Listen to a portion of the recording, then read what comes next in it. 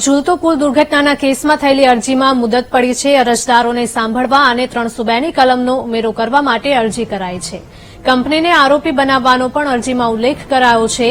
6 ફેબ્રુઆરીએ અરજીને લઈને વધુ સુનાવણી હાથ ધરવામાં આવશે।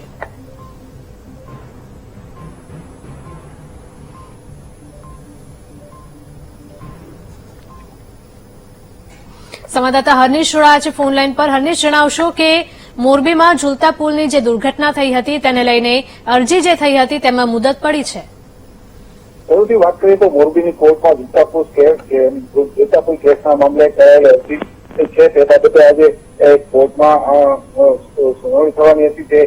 તેને લઈને અરજદારોને સાંભળવા 302ની કલમનો ઉમેરો કરવો અને કંપનીઓના આરોપીઓ બનાવવા માટે અરજી થઈ હતી। તે બાબતે અગાઉ જે દલીલો થઈ હતી તે બાદ આજે ચુકાદાની રાહ જોવાઈ રહી હતી। ત્યારે આજે જે અરજદારોએ કરેલ અરજી છે તે મામલે નવી તારીખ પડી છે। 6 ફેબ્રુઆરીની આમાં મુદત આવી છે અને 302ની કલમનો ઉમેરો અને કંપનીના આરોપી બનાવી શકે કેમ તેના ઉપર સૌની નજર રહી છે।